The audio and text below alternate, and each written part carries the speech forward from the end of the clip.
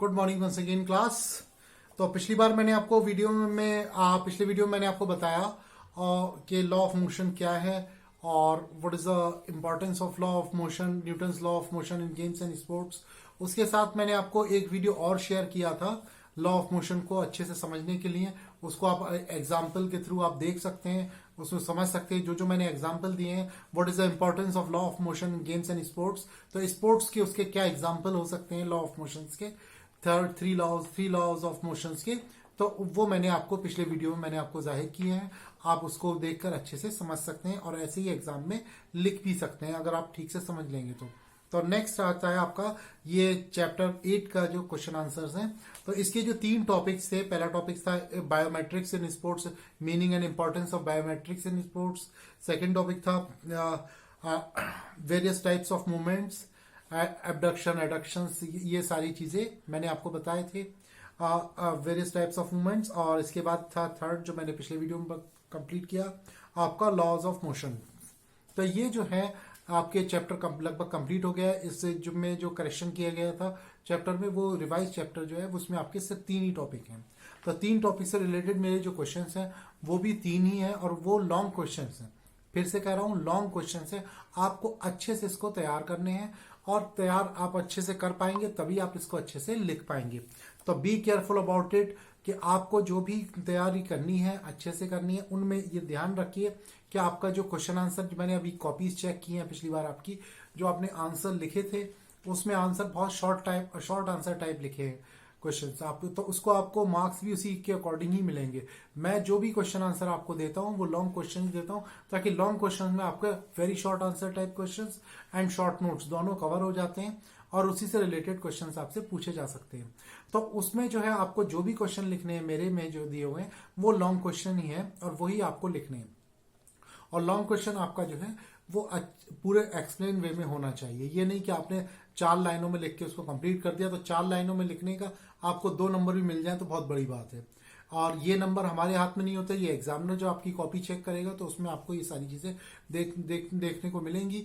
और उसके साथ साथ आपने जो भी आंसर्स लिखे हैं बहुत ही शॉर्ट लिखे हैं, तो दोबारा जो आंसर लिख रहे हैं आप लोग ये गलती दोबारा ना करें।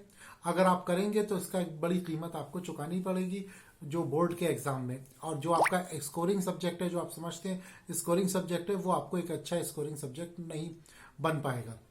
आप इसको स्कोरिंग सब्जेक्ट बनाना है तो इसको अच्छे से आप जो क्वेश्चन आंसर जो हमने आपको बताए, जो भी अपने नोट्स आपको शेयर किए, वो सारे आपको लिखने होंगे।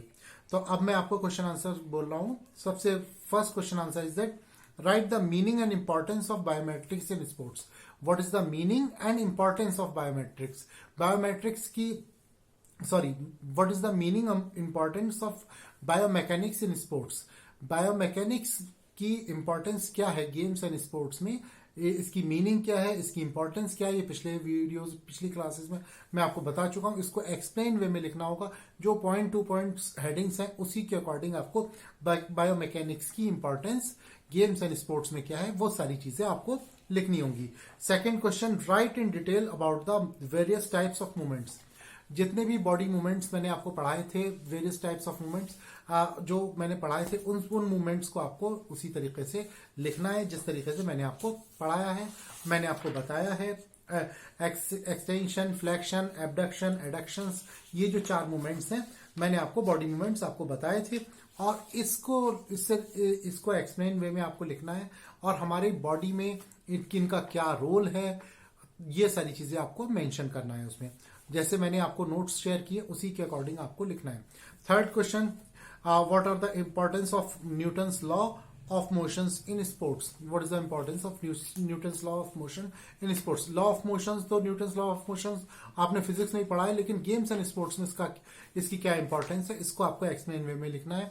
मैंने आपको जो एग्जाम्पल दिए थे पिछले वीडियो में गेम्स एंड स्पोर्ट्स के, first law of motion, second law of motion and third law of motion, ये सारे एग्जाम्पल जो मैंने आपको दिए थे गेम्स एंड स्पोर्ट्स से रिलेटेड, वो सारे एग्जाम्पल्स आपको एक्सप्लेन वे में लिखने होंगे, तभी आप इसमें अच्छे मार्क्स ले पाएंगे।